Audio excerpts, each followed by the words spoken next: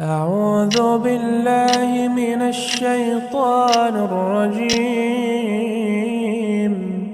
بسم الله الرحمن الرحيم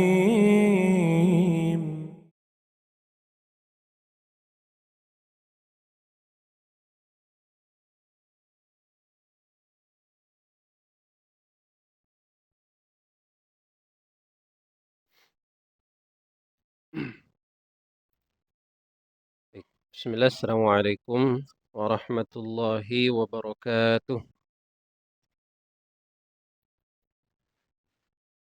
Innal hamdalillah nahmaduhu wa nasta'inuhu wa nastaghfiruh wa na'udzu billahi min shururi anfusina wa sayyiati a'malina. May yahdihillahu fala mudilla lah wa may yudlilhu fala hadiya lah. Asyhadu an la ilaha illallah wahdahu la syarika lah wa asyhadu anna Muhammadan abduhu wa rasuluhu.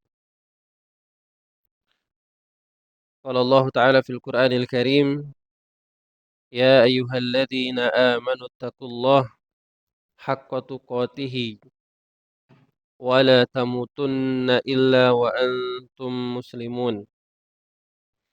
Wa qala Nabi sallallahu alaihi wasallam, ittaqillaha haitsu ma kunta wa atbi'is sayyi'atal hasanata tamhuha wa khaliqin nasa bi khuluqin hasanin, amma ba'du. Hadirin jemaah salat subuh yang senantiasa dirahmati dan dimuliakan oleh Allah Subhanahu wa taala. Pada kesempatan yang berbahagia ini, kita bersyukur kepada Allah Subhanahu wa taala yang masih senantiasa menjaga kita di atas kesehatan yang sempurna, yang masih menjaga kita di atas kesehatan yang luar biasa. Tanpa kita minta, Allah masih menjaga kita di atas kenikmatan yang sempurna dalam diri kita. Kita masih dijaga kesehatannya, tidak diberikan sakit, masih diberikan kesempatan untuk beribadah, masih diberikan kesempatan untuk menuntut ilmu. Ya. Dan ini adalah kesempatan yang sangat luar biasa. Nikmat iman, nikmat kesempatan, dan nikmat waktu luang. Dan nikmat-nikmat inilah yang banyak sekali yang disesali oleh orang-orang yang sudah meninggal. Mereka meminta dikembalikan ke dunia itu supaya mereka bisa beramal, mereka bisa memaksimalkan amal ibadah yang dulu mereka tinggalkan. Dan Allah Subhanahu wa taala sebutkan dalam Al-Qur'an, qala rabbirji'un. Ya Allah, kembalikan kami ke dunia. Jadi mereka minta tuh sama Allah. Setelah mereka diwafatkan oleh Allah, apa yang mereka minta? Mereka enggak minta harta. Ya Allah, kasih kami harta yang banyak. Ya Allah, kasih kami kedudukan, kasih kami jabatan. Qala rabbirji'un. Ya Allah, kembalikan kami ke dunia ini, kata mereka. La'alli a'malu salihan fima taraktu. Supaya kami bisa melakukan amal soleh yang dulu pernah kami tinggalkan. Nah, itu yang diminta oleh orang-orang yang sudah meninggal. Jadi bukan dikembalikan ke dunia supaya diberikan harta yang banyak, diberikan jabatan, diberikan kedudukan. Bukan. Ya, mungkin karena kita belum meninggal, jadi kita belum merasakan ya. Tapi penyesalan, yakinlah jemaah yang dirahmati dan dimuliakan Allah Subhanahu wa taala, Allah menyebutkan dalam Al-Qur'an ini sebagai pelajaran untuk kita agar senantiasa bisa memaksimalkan waktu-waktu yang Allah masih berikan kepada kita. Karena kematian itu tidak memandang usia. Ya, kematian itu tidak memandang dia sakit atau sehat. Karena sekarang banyak orang yang mati mendadak. Lagi duduk tiba-tiba mati. Bahkan lagi olahraga. Nah, makanya Allah memerintahkan kita, wa tazawwadu, berbekallah kalian. Fa inna khairaz zadi taqwa. Karena perbekalan yang paling baik itu adalah bekal takwa. Jadi supaya kita ketika dipanggil kembali oleh Allah, kita dalam keadaan siap. Dan semoga kita semua termasuk orang-orang yang diberikan keistiqomahan oleh Allah Subhanahu wa taala dalam menjalankan agama yang mulia ini. Baik, jemaah yang dirahmati dan dimuliakan oleh Allah Subhanahu wa taala, pada kesempatan ini kita akan membahas kitab tauhid ya, bab ke-18 atau bab ke-19, yaitu penyebab utama kekufuran anak Adam ya.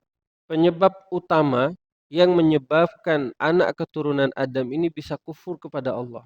Dan ini sebenarnya menjadi pelajaran bukan hanya untuk anak Adam saja yang pertama kali melakukan kekufuran itu, tapi untuk seluruh manusia sampai akhir zaman nanti. Bahwasanya pintu kekufuran yang paling nyata itu adalah sama seperti yang dilakukan oleh anak keturunan Adam yang pertama kali melakukan kekufuran itu. Ya. Baik, kita akan baca terlebih dahulu. Ya, silakan Pak Yuda.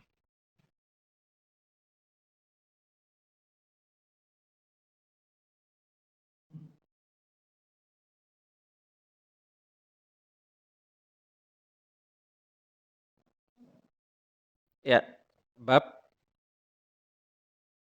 18.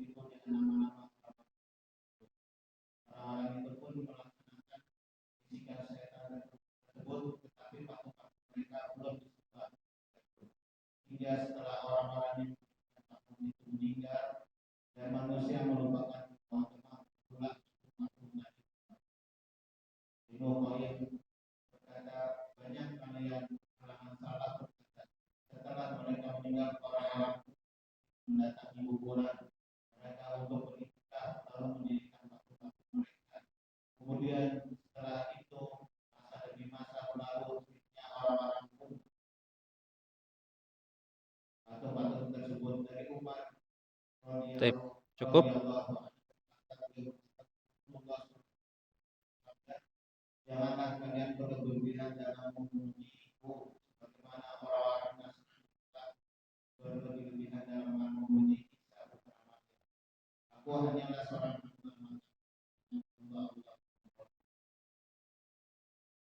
Ya, cukup. Baik, Masya Allah. Jadi, bab ini disebutkan bahwasanya faktor yang pertama kali menyebabkan kekufuran anak keturunan Adam itu adalah karena terlalu gulu. Apa itu gulu? Berlebih-lebihan dalam mengagungkan sesuatu. Dan mereka terlalu mengagung-agungkan orang soleh pada saat itu. Ya, jadi kita boleh mengagungkan orang yang berilmu, kita boleh mengagungkan orang yang soleh, tapi tidak boleh gulu. Makanya Allah Subhanahu wa taala menyampaikan kepada para ahlu kitab, yaitu orang-orang Yahudi dan Nasrani, ya ahlal kitab, wahai ahlul kitab, yaitu di kalangan orang-orang Yahudi dan Nasrani, la taglu fi dinikum. Janganlah kalian gulu, terlalu berlebih-lebihan dalam mengagungkan sesuatu dalam agama ini. orang-orang Yahudi itu terlalu mengagungkan Uzair. Ya, Uzair itu adalah kalau di kita yaitu orang soleh. Rohib-rohibnya mereka yang memahami tentang isi Alkitab itu mereka mengagungkan. Salah satunya itu yang bernama Uzair. Dan mereka menganggap Uzair ini siapa? Mereka menganggap Uzair ini anak Tuhan. Ya. Wa qalatil yahud Uzair ibnullah. Orang-orang Yahudi itu berkata, Uzair ini anak Tuhan, terlalu meninggikan dan mengagungkan. Kemudian adapun orang-orang Nasrani menganggap Nabi Isa ini sebagai Tuhan. Ya wa qalatin nasara Isa bin Maryam ibnullah. Dan orang-orang Nasrani mengatakan bahwasanya Isa anak Maryam ini adalah anak Tuhan atau Tuhan mereka. Nah, sehingga melampaui batas dalam hal keyakinan. Makanya Allah memanggil khusus mereka, ya ahlal kitab la taglu fi dinikum. Wahai orang-orang ahlul kitab, janganlah kalian melampaui batas, janganlah kalian terlalu berlebih-lebihan dalam mengagungkan sesuatu. Wala taqulu 'alallahi illal haq, dan janganlah kalian berkata terhadap Allah dengan ilmu dengan sesuatu yang tidak kalian ketahui ilmunya. Nah, jadi dalam ayat ini jemaah yang dirahmati dan dimuliakan Allah Subhanahu wa taala melarang kita untuk senantiasa berlebih-lebihan dalam mengagungkan sesuatu. Lebih khususnya terhadap orang yang soleh. Kita boleh mengagungkan orang yang berilmu dan menghormati mereka, tapi tidak boleh berlebih-lebihan. Karena ada orang yang sampai berlebih-lebihan dalam mengagungkan orang yang soleh, itu mudaratnya sangat besar. Makanya Islam itu mengajarkan pertengahan jemaah. Islam itu mengajarkan wasatiyah dalam segala hal. Tidak terlalu berlebih-lebihan, tidak juga terlalu meremehkan. Makanya Allah Subhanahu wa taala menyampaikan dalam surat Al-Baqarah ayat 143. Allah mengatakan, "Wa kadzalika ja'alnakum ummatan wasata." Kata Allah Subhanahu wa taala, demikian pula kami jadikan kalian, yaitu umat Islam, ummatan wasata, umat yang pertengahan. Tidak terlalu ekstrim kanan, ya, ekstrim kanan itu terlalu berlebih-lebihan dalam mengagungkan. Tidak juga terlalu ekstrim kiri, meremehkan terhadap amalan-amalan tersebut. Ya. Jadi Allah menyebutkan wa kadzalika ja'alnakum ummatan wasata. Kami jadikan kalian umat Islam itu umat yang pertengahan. Ya. Dalam segala hal, baik itu yang berkaitan dengan keyakinan kita, baik itu yang berkaitan dengan ibadah kita, baik itu yang berkaitan dengan muamalah, semuanya tidak boleh berlebihan dan tidak boleh juga terlalu diremehkan. Karena sesuatu yang berlebihan dalam hal itu akan menyebabkan kemudaratan yang sangat besar. Dulu ada sahabat Nabi Shallallahu Alaihi Wasallam datang kepada Rasulullah. Ada 3 orang. Salah satu di antara mereka mengatakan, wahai Rasulullah, saya ini berpuasa dan tidak mau berbuka. Pokoknya saya puasa terus. Ya. Kalau berpuasa terus baik nggak jemaah? Baik ya, kan ibadah terus. Ya. Lalu laki-laki yang kedua mengatakan, wahai Rasulullah, saya tidak mau tidur. Pokoknya saya mau sholat malam terus sepanjang malam. Baik nggak jemaah? Kan sholat malam ini. Berdiri tanpa tidur dia. Lalu laki-laki yang ketiga mengatakan, wahai Rasulullah, saya ingin fokus beribadah, saya nggak mau nikah pokoknya. Nanti kalau ada istri, susah saya beribadahnya. Ya, bangunnya telat terus kalau ada istri. Nah, akhirnya sama Rasulullah Shallallahu Alaihi Wasallam menyampaikan kepada 3 laki-laki ini, subhanallah. Apa kata Nabi Shallallahu Alaihi Wasallam? Aku berpuasa dan aku berbuka. Aku tidur dan aku bangun sholat malam. Kemudian dan aku juga menikahi para wanita. Siapa yang tidak suka dengan sunnahku, ya, faman raghiba an sunnati falaisa minni. Siapa yang enggak mau mengamalkan sunnahku, maka dia bukan dari golonganku. Padahal 3 laki-laki ini jemaah yang dirahmati dan dimuliakan Allah, tujuannya baik. Semuanya mau memaksimalkan ibadah, tapi terlalu berlebih-lebihan. Maka segala sesuatu yang berlebih-lebihan dalam hal ibadah, dalam hal keyakinan, dalam hal muamalah itu semuanya akan membawa kemudaratan. Ya, semuanya akan membawa kemudaratan. Ya. Kemudian terlalu meremehkan juga itu mudaratnya sangat besar. Ya, terlalu meremehkan ibadah. Ah, ya udah nanti aja deh ibadahnya. Sehingga dia meninggalkan banyak ibadah-ibadah yang dikerjakan. Maka agama Islam ini mengajarkan kita tentang wasatiyah, yaitu pertengahan. Tidak terlalu berlebih-lebihan, juga tidak terlalu meremehkan dalam urusan ibadah-ibadah yang dikerjakan. Nah, sehingga jemaah yang dirahmati dan dimuliakan Allah Subhanahu wa taala, begitu juga dalam hal makan minum, ya. Semua aspek kehidupan dalam Islam ini semua telah diatur oleh Allah Subhanahu wa taala untuk tidak berlebihan dan juga tidak terlalu meremehkan, ya. Makanya kata Allah Subhanahu wa taala kepada orang-orang yang makan apa? Kulu washrobu wala tusrifu. Makan dan minumlah kalian tapi jangan berlebihan. Innallaha la yuhibbul musrifin. Allah itu enggak suka orang yang berlebih-lebihan, ya. Apalagi kalau makanannya sampai dibuang, apalagi kalau makanannya sampai tidak dimakan karena saking banyaknya. Nah, ini di antara hal yang Allah Subhanahu wa taala sampaikan yang menunjukkan bahwasanya Islam ini mulia, termasuk dalam hal mengagungkan orang soleh. Maka gulu terhadap orang yang soleh ini termasuk di antara makar syaitan. Terlalu gulu, terlalu meremehkan ini dua makar syaitan yang selalu pasti ada dalam setiap diri seorang hamba.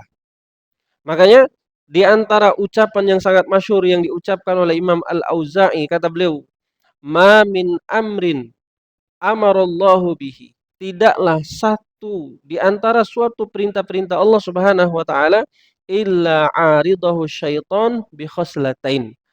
Kecuali amalan tersebut berhasil dimasuki oleh syaitan. La yubali ayyuhuma asab al-ghulu wat tasrif. Ya.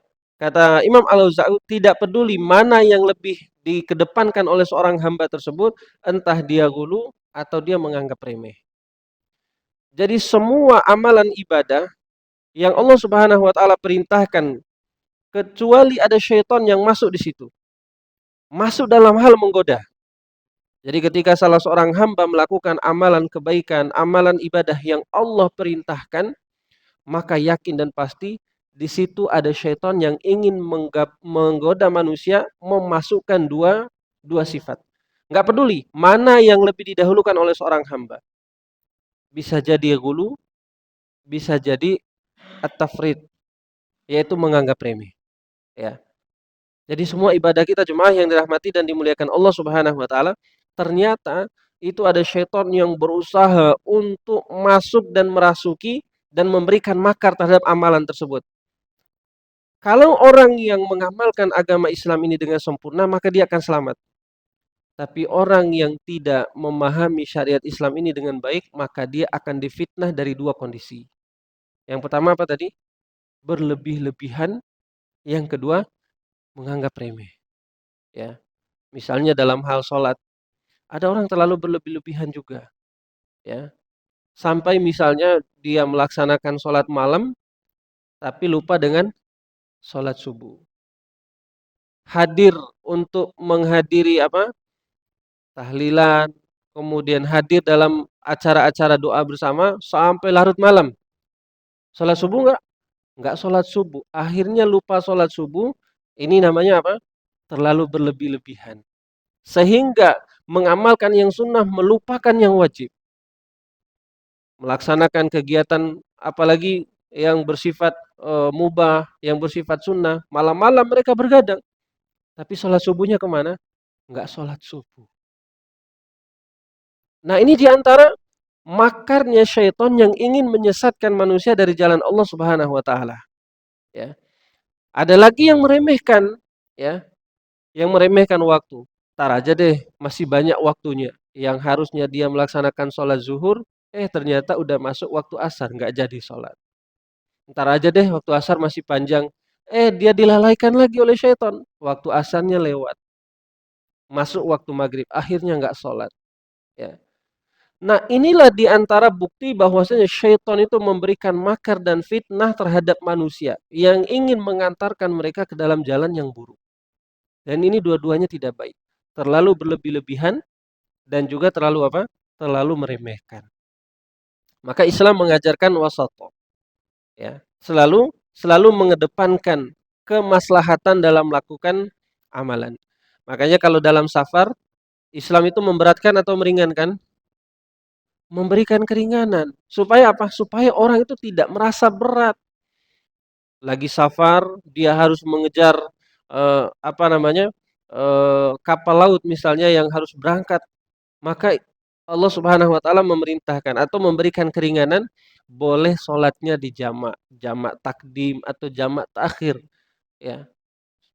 Supaya apa? Supaya dia tidak merasa berat harus sholat di setiap waktu. Udah gitu dikasih keringanan lagi. Sudah boleh dijamak takdim, dimajukan semua waktu zuhur dan waktu asar dilaksanakan di waktu zuhur. Boleh diringkas lagi 2 rakaat sholat zuhur, 2 rakaat sholat asar. Karena ingin memberikan kemudahan. Begitu juga dengan orang yang berpuasa. Allah memberikan kemudahan bagi mereka yang sakit, bagi mereka yang safar, yang nggak mampu, boleh meninggalkan puasa. Supaya apa? Supaya mereka tuh nggak memaksakan diri. Ya. Nah, dalam bentuk syariat ini, Allah Subhanahu wa taala memberikan keringanan supaya manusia, supaya hamba Allah Subhanahu wa taala ini merasa bahwasanya oh, Islam ini agama yang mulia, ya.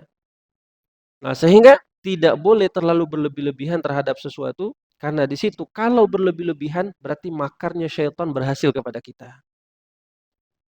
Terlalu meremehkan juga berarti makarnya syaitan sudah berhasil kepada kita.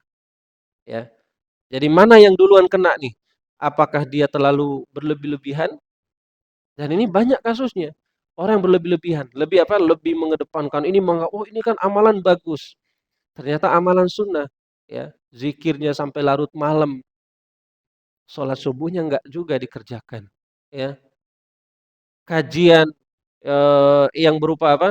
Misalnya seperti Isra Mi'raj ini bukan apa namanya? Mengatakan mereka semua salah, tapi mereka yang lebih mengedepankan hal itu kemudian meninggalkan yang wajib, ini adalah salah besar.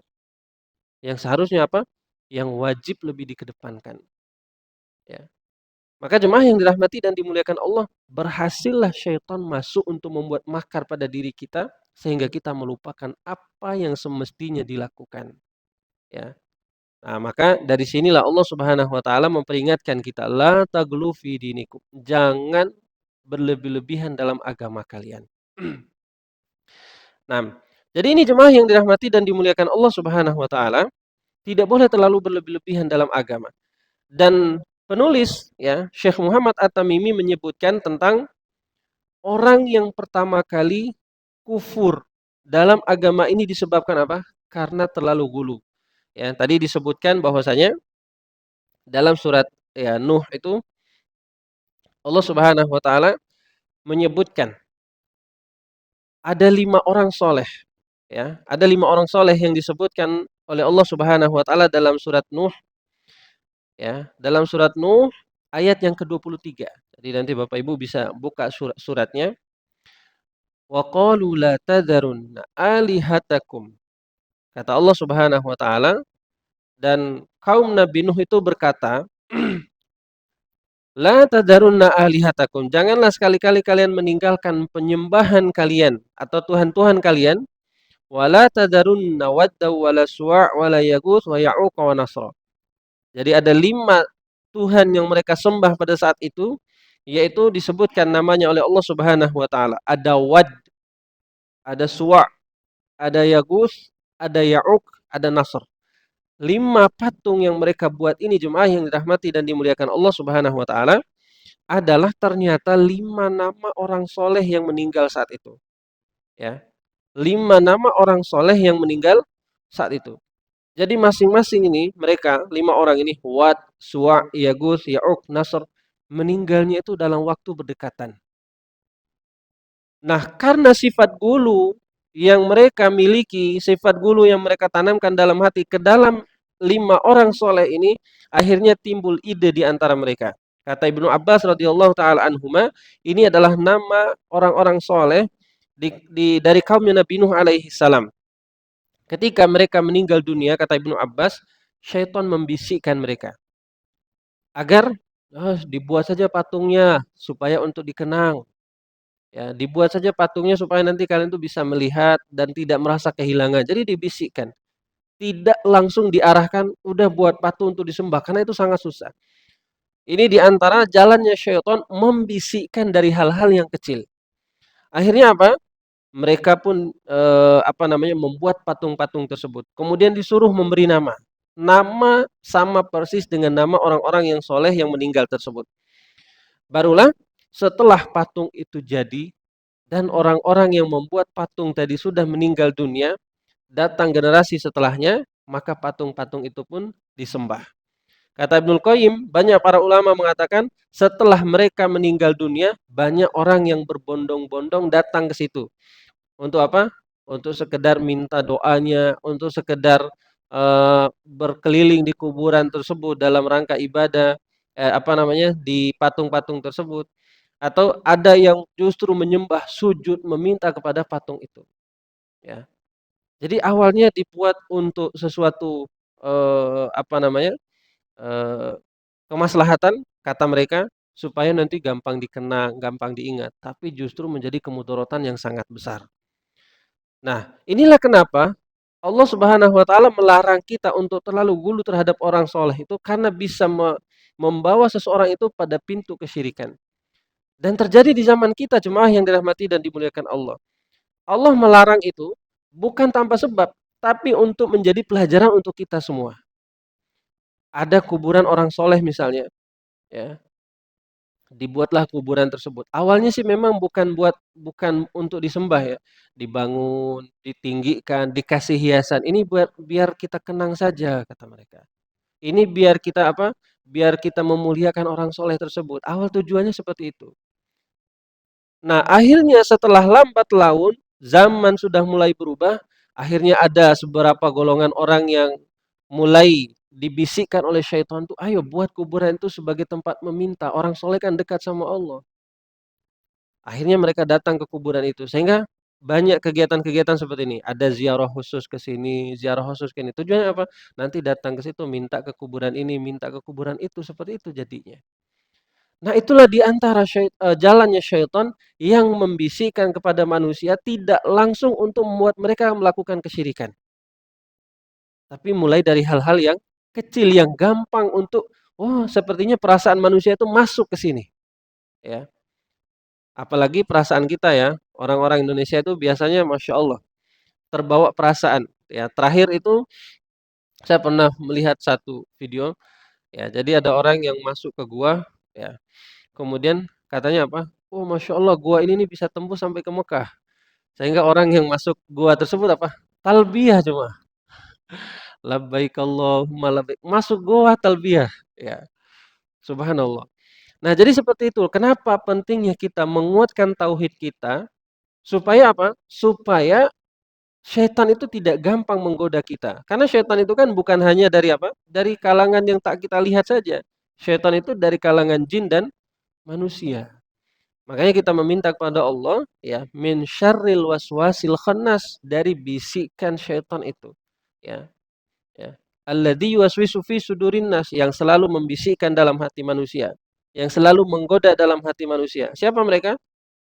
Minal jinnati wan nas, dari kalangan jin dan dari kalangan manusia, ya. Maka dari kalangan jin itu berusaha untuk memalingkan kita, sedangkan dari kalangan manusia ini yang paling berbahaya. Ya, dibisikkan, diajaklah kita untuk melakukan keburukan-keburukan itu. Nah, ini jemaah yang dirahmati dan dimuliakan Allah Subhanahu wa taala. Berarti selama masanya Nabi Adam sampai masanya Nabi Nuh itu tidak ada kesyirikan. Semua di atas agama yang mulia, di atas agama tauhid.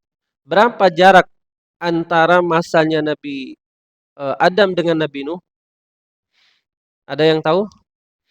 Ya, disebutkan ya bahwasanya masanya Nabi Adam ke Nabi Nuh itu selama 10 kurun. Disebutkan kalau kurun itu abad ya, berarti sekitar 10 abad bedanya antara masanya Nabi Nuh dengan Nabi Adam alaihi salam. Sebagaimana disebutkan dalam hadis eh, disebutkan oleh Ibnu Abbas radhiyallahu taala anhuma, dan ini disebutkan oleh Ibnu Katsir rahimahullahu taala. Kata Ibnu Abbas radhiyallahu taala anhuma, "Kana baina Nuh wa Adam asyrata qurun." Perbedaan zaman antara Nabi Adam dan Nabi Nuh itu selama 10 kurun, yaitu berarti 10 abad. Semuanya masih dalam keadaan agama yang mulia, menyembah Allah tanpa ada kesyirikan. Ya. Kulluhum ala syari'ati minal haq. Semua mereka di atas syariat yang benar. Fakhtalafu. Lalu datanglah di masanya Nabi Nuh itu, berubahlah mereka. Ya. Nah, karena sudah mulai banyak kesyirikan yang terjadi di masanya Nabi Nuh alaihi salam, Allah mengutus Rasul pertama yaitu Nabi Nuh alaihi salam. Faba'atsallahu nabiyyin mubasysyirin wa mundhirin. Maka Allah mulai mengutus para nabi untuk mendakwahkan mereka supaya kembali ke jalan yang lurus. Ya. Karena mengingatkan orang-orang dari bahaya kesyirikan itu sangat berat, jemaah. Kenapa berat mengingatkan orang-orang dari meninggalkan kesyirikan itu? Kalau kita mendakwahkan orang yang berbuat zina gampang ya. Oh ini nggak boleh, karena orang tahu itu bahaya. Kemudian kita mendakwahkan orang yang mencuri sangat mudah, berhenti mencuri. Karena dia tahu ini salah, oh iya ini salah. Dan mereka gampang untuk bertaubat. Tapi orang yang melakukan kesyirikan, orang yang melakukan penyimpangan terhadap agama ini susah untuk didakwahi karena mereka menganggap apa yang mereka lakukan itu sudah benar. Jadi kalau kita pikirkan gimana caranya mendakwahkan orang yang sudah menganggap dirinya benar, kan susah. Makanya Nabi Shallallahu Alaihi Wasallam dakwahnya di Mekah berapa tahun? Berapa tahun Nabi dakwah di Mekah? 13 tahun. Banyaknya yang nggak ikut. Yang mengikut Nabi SAW banyak nggak selama 13 tahun itu? Sedikit. Dan kebanyakan dari 13 tahun itu Nabi dicerca, Nabi dihina, Nabi dikucilkan, Nabi dilempari dengan kotoran. Karena mendakwahkan untuk meninggalkan berhala-berhala itu. Nabi mengatakan kepada mereka, ya kembalilah kepada Allah, jangan menyembah berhala. Tapi apa yang didapati Nabi SAW? Nabi diusir. Pergi ke Taif, Nabi dilempari. Pergi ke sana, Nabi SAW diganggu dan lain sebagainya. Tapi selama periode Madinah 10 tahun. 10 tahun periode Madinah, Islam itu sempurna. Ya. Karena mereka sudah di atas keimanan yang kuat. Makanya mendakwahkan mereka yang melakukan kesyirikan itu tidak mudah. Berapa tahun Nabi Nuh berdakwah? Ya, 950 tahun. Itu jumlah waktu berdakwahnya. Kita umurnya berapa? Ada yang 60, 70, 80, ya. 90 bonus lah. Berarti kita masih anak-anak kalau ada di zamannya Nabi Nuh itu. Karena jumlah waktu berdakwahnya saya 950 tahun. Yang ngikut berapa? Kata Nabi Nuh alaihi salam, "Inni da'autu qaumi laila wa nahar." Ya Allah, aku mengingatkan kaum ini, aku mendakwahkan kaum ini siang dan malam. Ya, jadi bukan sekali dua kali Nabi Nuh itu berdakwah, siang dan malam. Ternyata yang ngikut ajarannya Nabi Nuh alaihi salam, Nabi Nuh itu diutus ketika mereka sudah menyembah berhala ini. Ternyata yang ngikut itu cuma segelintir, itu pun dari kalangan orang-orang yang sudah nggak mampu, dari kalangan orang-orang miskin. Ya. Kebanyakan pengikut Nabi Nuh itu dari kalangan apa? Hewan. Ya, yang bisa berpikir. Jadi yang mengikut Nabi Nuh alaihi salam kebanyakan itu dari apa? Dari kalangan hewan. Dari kalangan manusia hanya sedikit. Jadi yang selamat dari banjir bandang di zaman Nabi Nuh alaihi salam itu hewan-hewan diselamatkan oleh Allah. Bahkan anak istrinya sendiri tidak mengikuti karena susahnya mendakwahkan orang yang sudah terjangkit penyakit kesyirikan itu. Ya. Makanya kita bersyukur kepada Allah Subhanahu wa taala karena masih diberikan oleh Allah Subhanahu wa taala hidayah tauhid. Orang yang tauhid itu punya pemurnian yang Allah Subhanahu wa taala kembalikan kepada fitrah. Makanya Umar bin Khattab radhiyallahu taala anhuma ketika beliau masuk Islam, Beliau kan salah satu orang yang paling memusuhi Rasulullah.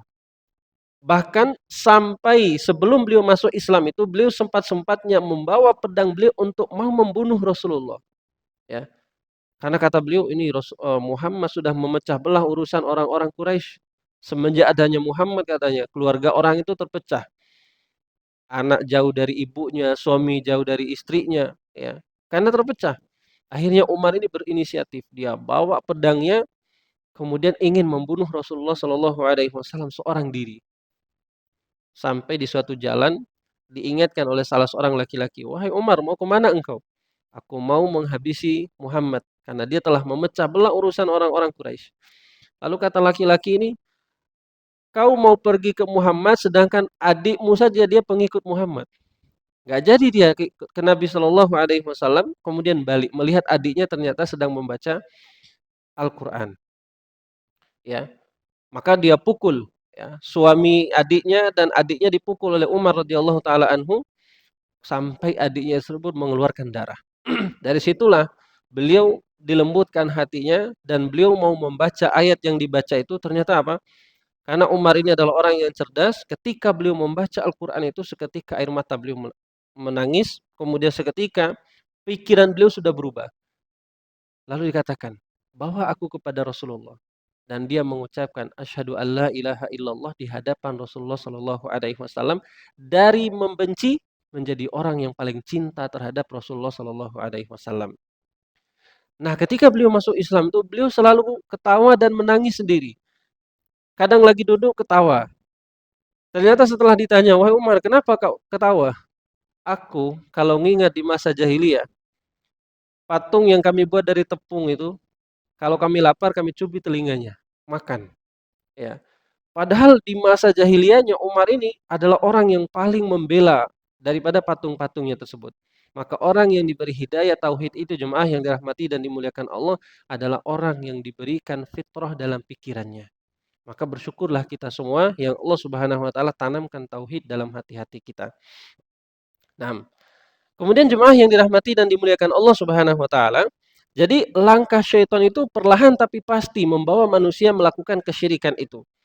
Makanya dalam surat Nuh tadi kan ayat 23 Allah menjelaskan, "Qalu la tadarunna alihatakum wa la tadarunna wadda wa la suwa'a wa la yaghutsa wa ya'uqa wa nasra." 5 orang soleh ini yang tadi kita sebutkan nama-namanya. Wad, ya. Wa la tadarunna waddan, suwa', yaghutz, ya'uq, nasr. 5 orang soleh ini, apakah kelima orang soleh ini dibisikkan oleh syaitan itu dibuat patungnya supaya langsung disembah? Ternyata tidak. Nah, ini pelajaran untuk kita. Syaitan itu masuk ke dalam diri kita, menggoda dari hal yang paling kecil. Misalnya dalam hal ibadah yang kita laksanakan, jemaah yang dirahmati dan dimuliakan Allah Subhanahu wa taala. Apa yang paling sering syaitan itu masuk menggoda amalan kita? Yang tanpa kita sadari. Bahkan mungkin eh, orang-orang yang paham ilmu agama sekalipun, syaitan itu bisa masuk dari celah-celah yang kecil itu.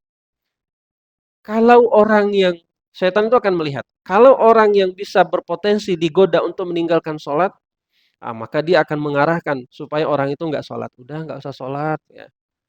Tapi kalau orang yang rajin sholat, apakah dibiarin? Enggak. Mereka datang melaksanakan ibadah, melaksanakan sholat pada Allah, dibisikkan lagi, digoda lagi oleh syaitan itu supaya apa? Ntar aja sholatnya, masih banyak waktunya, digoda sama syaitan. Kalau orang yang sudah menepati waktunya, setiap kali azan dia sudah ke masjid, berarti nggak bisa digoda lagi sama syaitan karena dia sudah berusaha. Apakah berhenti? Enggak. Dicari lagi celahnya. Kalau dia lagi sholat kita buat nggak fokus. Ya. Akhirnya nggak khusyuk dalam sholatnya. Akhirnya eh, dibuatlah kalau dalam sholatnya itu Allahu Akbar. Nanti pikiran-pikiran yang lain. Ya. Kalau orang yang sudah lolos dari ujian itu, setiap kali sholat dia khusyuk dan sangat luar biasa. Apakah berhenti? Enggak.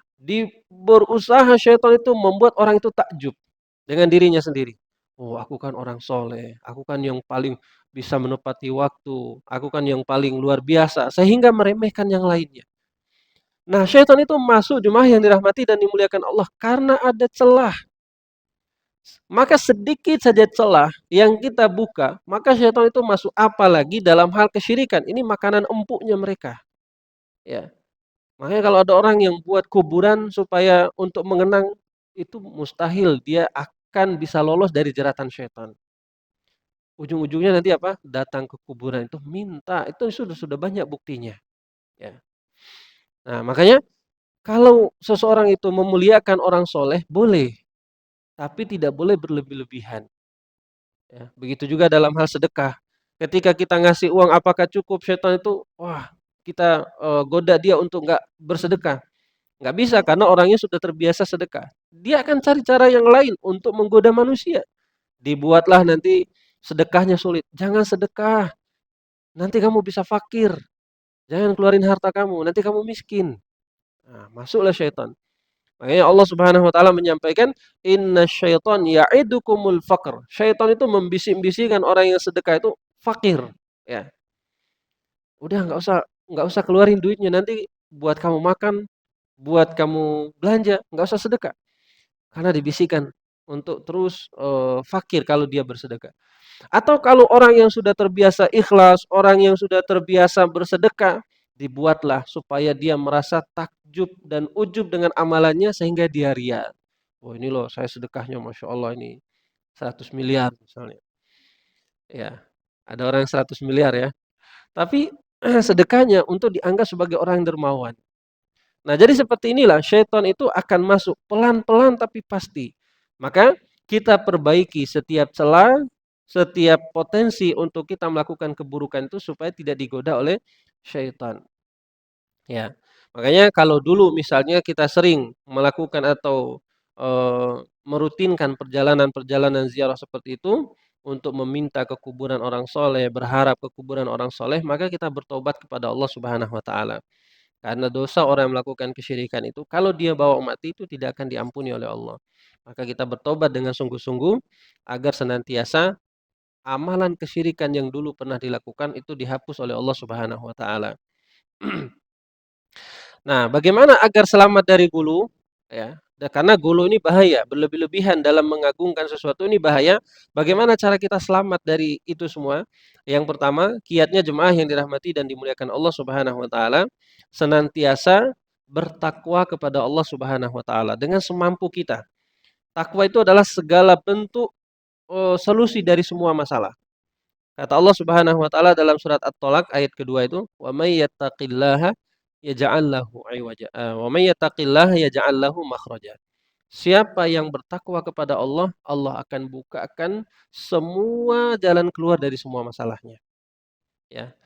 Jadi kalau kita punya masalah, Allah akan berikan jalan keluar dari arah yang tidak kita sangka-sangka. Jadi terus kita bertakwa kepada Allah Subhanahu wa taala. Terus kita mengamalkan apa yang Allah perintahkan. Terus kita mengerjakan apa yang Allah Subhanahu wa taala perintahkan dan meninggalkan apa-apa yang Allah Subhanahu wa taala larang, ya. Itu kiat yang pertama. Terus kita dekatkan diri kepada Allah Subhanahu wa taala supaya kita tidak termasuk orang yang terlalu gulu. Kemudian yang kedua, jemaah yang dirahmati dan dimuliakan Allah Subhanahu wa taala, agar kita selamat dari penyakit gulu ini, berpegang teguhlah dengan Al-Qur'an dan sunnah Rasulullah sallallahu alaihi wasallam. Maka apa kata Rasul sallallahu alaihi wasallam dalam hadis yang diriwayatkan oleh Imam Malik, "Taraktu fikum amrayni." Aku tinggalkan kalian dua perkara kata Rasulullah. Idza tamassaktum bihima, kalau kalian memegang teguh dua perkara ini, lan tadillu abada. Kalian tidak akan pernah tersesat selamanya. Nah, makanya kenapa banyak orang yang tersesat atau banyak orang yang keluar dari jalannya Rasul Shallallahu alaihi wasallam, ya, barangkali mereka hanya mengambil salah satunya saja. Mereka hanya beramal dengan Al-Qur'an, tapi meninggalkan hadis Rasulullah, ya. Allah memerintahkan supaya orang-orang tersebut mendirikan sholat dan mengikuti contoh dari Rasulullah, tapi justru mereka hanya mendirikan sholat dan nggak mau mencontohi Rasulullah. Ya, dan banyak sekali amalan-amalan yang lainnya. Supaya kita terjaga dari sifat gulu ini, maka kita senantiasa berpegang teguh dengan Al-Quran dan Sunnah Rasulullah Sallallahu Alaihi Wasallam. Kemudian yang ketiga di antara kiatnya supaya kita dijauhkan dari sifat gulu adalah senantiasa mendekatkan diri kepada ilmu dan ulama. yaitu senantiasa mempelajari agama Allah Subhanahu wa taala. Karena dengan cara belajar kita bisa membedakan mana yang baik dan mana yang buruk. Orang yang tidak mempelajari ilmu agama dengan baik, maka dia nanti akan dibingungkan. Ini boleh apa tidak ya? Ini haram apa tidak ya? Tapi orang yang sudah belajar akan mengetahui, oh ini adalah kebaikan, oh ini adalah keburukan. Oh, memakai jimat ternyata ini adalah bentuk kesyirikan karena bertawakal kepada selain Allah. Orang yang nggak belajar, nggak tahu. Ya. Oh, ternyata datang ke kuburan meminta kepada ahli kuburan itu adalah termasuk di antara kesyirikan. Nah, orang yang belajar mereka nggak tahu. Nah, maka di antara cara kita menyelamatkan diri daripada sifat gulu ini adalah semua amalan yang kita lakukan bisa selamat kalau kita senantiasa mempelajari agama Allah Subhanahu wa taala dengan baik. Ya, makanya ada perintah Allah Subhanahu wa taala, "Fas'alu ahla dzikri in kuntum la ta'lamun." Tanyakan kepada orang yang berilmu kalau kita tidak tahu hukumnya. Karena dalam mengamalkan agama Islam ini jemaah yang dirahmati dan dimuliakan Allah bukan perkara yang ringan. Tapi dia berpotensi untuk merubah arah kehidupan kita dunia dan akhirat. Ya, jadi harus kepada orang-orang yang benar-benar paham. Kalau kita datang ke dokter saja, misalnya kita sakit mata, ya, kemudian kita tanya ke dokter yang, apa namanya, yang bukan dokter mata, nanti akan beda jawabannya, diagnosanya, ya, dan hasilnya nanti akan beda juga. Maka tanyakan, kita belajar kepada orang yang berilmu dengan baik terkait dengan permasalahan agama ini. Kemudian yang keempat, supaya kita terjauhkan dan terhindarkan dari sifat gulu ini adalah senantiasa berteman dengan orang-orang yang saleh. Karena mereka yang selalu akan menasihati kita, membawa kita terhadap jalan-jalan yang benar. Baik, ya mungkin ini pembahasan kita pada kesempatan ini jemaah yang dirahmati dan dimuliakan Allah Subhanahu wa taala. Insyaallah untuk hadis yang berikutnya kita akan membahasnya di kesempatan yang berikutnya terkait dengan ucapan Nabi Shallallahu alaihi wasallam, "Janganlah kalian mengagungkanku sebagaimana orang-orang Nasrani mengagungkan Isa ibnu Maryam." Dan insyaallah akan kita jelaskan di pertemuan berikutnya. Tapi barangkali ada yang mau ditanyakan?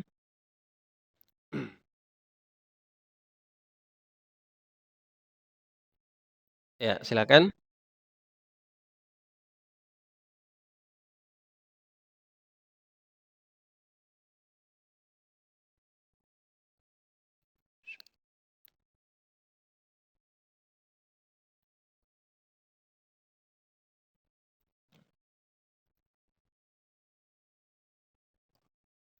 Waalaikumsalam warahmatullahi. Ya,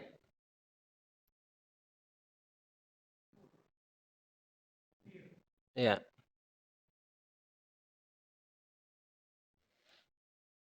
ya. Waalaikumsalam warahmatullahi wabarakatuh. Taib, Masya Allah. Apa perbedaannya kufur dan kafir? Nah, dua-duanya ini kalau kita telusuri dalam bahasa Arab berasal dari kata yang sama, ya, yaitu kata kafaro yakfuru. Kafaro yakfuru itu bermakna perbuatan mengingkari. Ya, jadi kalau dalam bahasa Arab itu ada kata kafaro yakfuru yang bermakna itu perbuatan mengingkari. Ya, perbuatannya disebut dengan kufur. Jadi orang yang mengingkari perbuatan kufur itu disebut dengan kufur. Kemudian kafir itu istilah bagi orangnya. Orang yang kufur disebut dengan kafir. Adapun perbuatan orang kafir itu disebut dengan kufur. Jadi itu bentuk apa namanya masdar sama isim fa'ilnya kalau dalam bahasa Arab. Jadi untuk kita bisa memahami perbedaan keduanya itu ya apa namanya dengan cara menelusuri akar kata. Sebenarnya sih sama aja istilah tersebut hanya saja mungkin beda tujuan. Kafir itu bagi orangnya. Ya, orang yang sudah melakukan kekufuran itu disebut dengan kafir. Perbuatannya mengingkari, misalnya mengingkari adanya Allah, mengingkari Rasulullah, mengingkari hari akhir, perbuatannya itu disebut dengan kufur. Adapun orangnya yang sudah mengingkari itu disebut dengan kafir. Nah, tapi intinya dari keduanya tersebut adalah membawa seseorang itu daripada perbuatan kekafiran. Ya, hanya beda istilah saja. Kalau orang yang melakukan kekufuran disebut dengan kafir tadi. Jamaknya itu kafirun. Makanya Allah panggil dalam surat Al-Kafirun apa? Qul ya ayyuhal kafiruna. Itu bentuk banyaknya. Ya, dari kata kafir. Qul ya ayyuhal kafirun. Katakanlah kepada orang-orang kafir itu. Nah, apa yang orang-orang kafir lakukan itu? Mereka kan menyembah berhala, mengingkari Allah, mengingkari Rasulullah. Berarti perbuatan mengingkarinya itu disebut dengan kufur. Orangnya adalah kafir, seperti itu. Jadi hanya beda istilah saja dalam bahasa Arab. Ya, baik. Ada lagi? Ya, insya Allah cukup ya. Ya, silakan, Pak.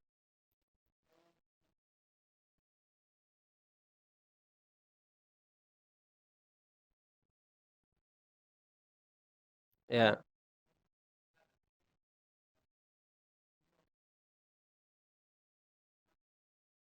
ya, ya. Baik, Masya Allah. Terkait dengan hukum maulid itu sendiri, itu sebenarnya ya khilaf ya di antara para ulama terkait dengan kebolehannya. Tapi para ulama sepakat bahwasannya kalau maulid itu dikerjakan bertentangan dengan sunnah Rasul Shallallahu Alaihi Wasallam maka itu haram. Contohnya misalnya maulid isinya apa? Joget-jogetan. Ini haram, ya. Dan itu sama sekali tidak ada pemuliaan terhadap Rasulullah Shallallahu Alaihi Wasallam.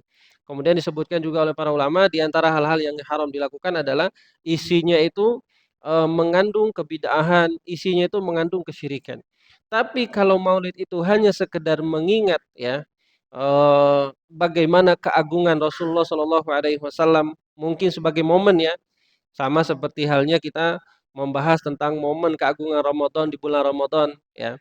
Maka kalau kita misalnya dalam kajian Maulid itu hanya menyampaikan sirahnya Nabi SAW dari lahirnya, perjuangan Rasulullah, kemudian bagaimana pengorbanan Rasulullah supaya kita lebih dekat dengan Rasulullah, maka diantaranya para ulama mengatakan itu boleh dilakukan.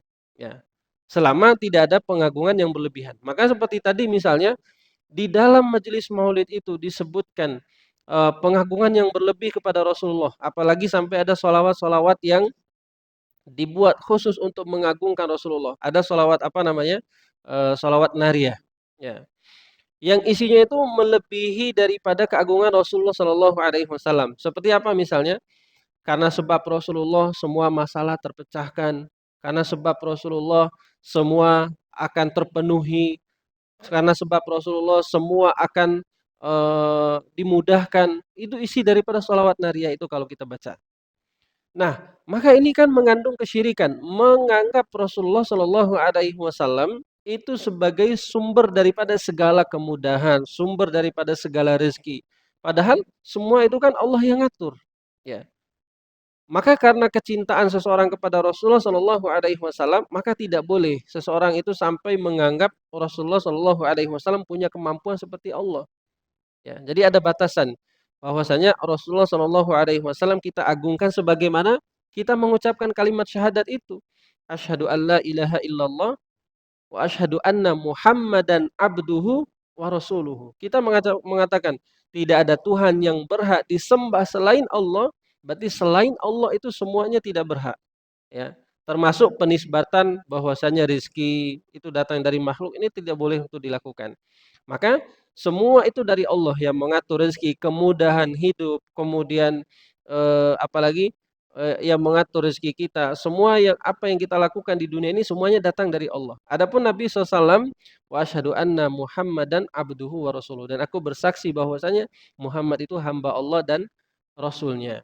Maka tidak boleh kita mengangkatnya terlalu tinggi. Maka nanti ada hadisnya tuh yang berkaitan dengan itu akan kita bahas di pertemuan berikutnya. Peringatan Nabi SAW kepada para sahabatnya. Janganlah kalian mengangkat derajatku sebagaimana orang-orang Nasrani mengangkat Isa. Ya. Eh, orang-orang Nasrani itu kan ketika Nabi Isa alaihi salam itu diutus di kalangan mereka tidak ada yang menganggap Nabi Isa itu sebagai Tuhan. Tapi setelah Nabi Isa wafat barulah mereka mengangkat setinggi-tingginya kedudukan Nabi Isa alaihi salam. Nah, maka tidak boleh dalam majelis itu tadi seperti disebutkan kalimat-kalimat yang mengandung kesyirikan, kemudian kalimat-kalimat yang mengandung kebidahan, joget-joget dan bermaksiat dan lain sebagainya, ini termasuk adalah di antara perayaan yang haram untuk dilakukan. Karena tidak ada pemuliaan terhadap majelis Rasul Shallallahu Alaihi Wasallam. Yang harusnya di dalam itu kita sebutkan sirahnya, sejarahnya supaya kita tergugah hatinya. Barangkali orang enggak mempelajari sirah Nabi Shallallahu Alaihi Wasallam di waktu-waktu yang lain. Kita hanya menggunakan momennya saja untuk membahas tentang sejarah Rasul Shallallahu Alaihi Wasallam. Tidak boleh di, dilakukan di dalam itu adalah kemaksiatan dan kemungkaran. Nah, cukup ya. Ada lagi? Baik, kalau tidak ada, insya Allah kita cukupkan. Satu lagi ya.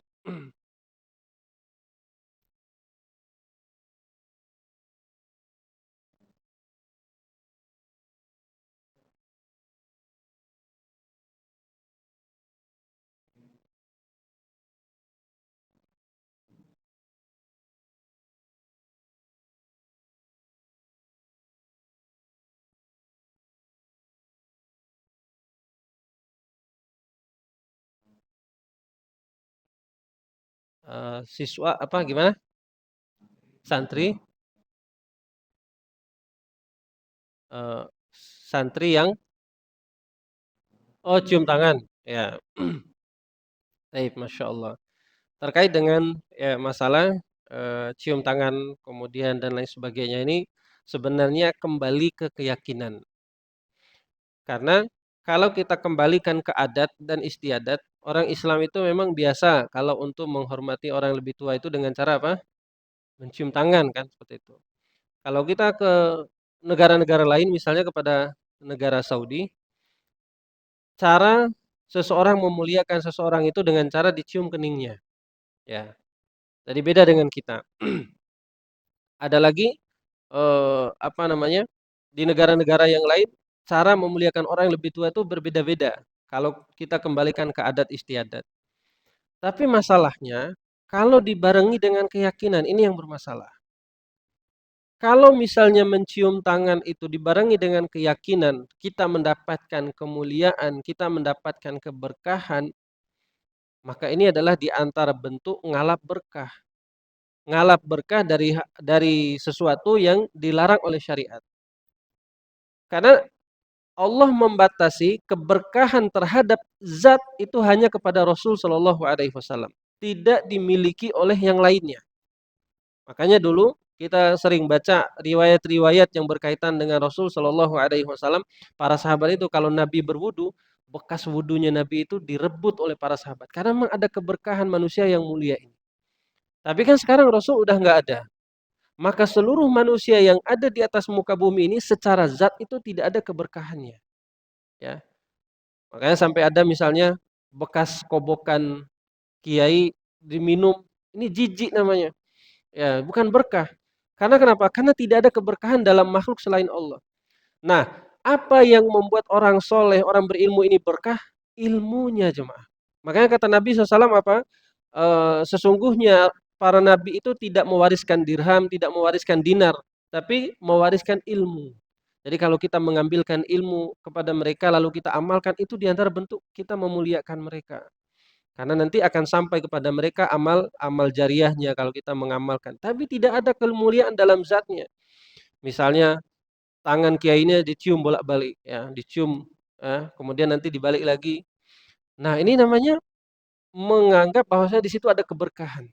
Padahal sama sekali, termasuk saya, siapapun, ya, orang-orang menganggap dirinya sebagai orang soleh, maka tidak ada keberkahan dalam zat kita. Fisik kita tidak ada keberkahan. Yang memiliki keberkahan fisik itu adalah Rasul Shallallahu Alaihi Wasallam. Rambut Nabi itu direbut para sahabat. Selendang Nabi direbut oleh para sahabat. Bekas wudhu Nabi direbut karena ada kemuliaan di situ, keberkahan manusia yang terbaik. Tapi khusus untuk kita maka tidak ada keberkahan. Ini namanya terlalu gulu juga, terlalu berlebih-lebihan. Ya. Nah, hanya saja seperti yang tadi kita sebutkan, untuk mendakwahkan mereka itu sangat susah, memberitahu mereka sangat susah karena kenapa? Karena sudah dianggap baik, ya, sudah dianggap baik. Jadi kalau kita itu nggak boleh, ya, maka mereka akan mengatakan, kenapa nggak boleh? Ini kan baik, ya. Padahal Kalau kita telusuri bahwasanya yang hanya memiliki kemuliaan secara fisik itu adalah Rasul Shallallahu alaihi wasallam, tidak diberikan kepada yang lainnya. Sehingga rambut saya ya biasa aja, nggak ada keberkahannya. Ya, rambutnya Ustadz Fulan juga nggak ada keberkahannya. Yang memiliki kemuliaan fisik itu hanya Rasul Shallallahu alaihi wasallam. Ya, rambut kita ini sampah semuanya. Tapi rambut Rasul itu Allah muliakan. Kalau ada orang yang memegangnya atau misalnya sandal yang dipakai oleh Rasul itu ada kemuliaannya karena memang Allah muliakan Nabi Shallallahu alaihi wasallam. Jadi tidak khusus untuk kita dan tidak diberikan untuk seluruh manusia di atas muka bumi ini. Ya. Jadi kalau seperti tadi mencium tangan, kalau ada keyakinan khusus memuliakan dan dapat berkah, maka ini adalah keyakinan yang salah. 6. Cukup ya? Baik, alhamdulillah. Insyaallah di pertemuan berikutnya kita akan lanjutkan kembali masih yang berkaitan dengan masalah gulu tadi dan kita akan membahas hadis yang berikutnya insyaallah. Baik, kita tutup pertemuan kita dengan doa kafaratul majelis. Subhanakallahumma bihamdika asyhadu an la ilaha illa anta astaghfiruka wa atubu ilaik. Wassalamualaikum warahmatullahi wabarakatuh.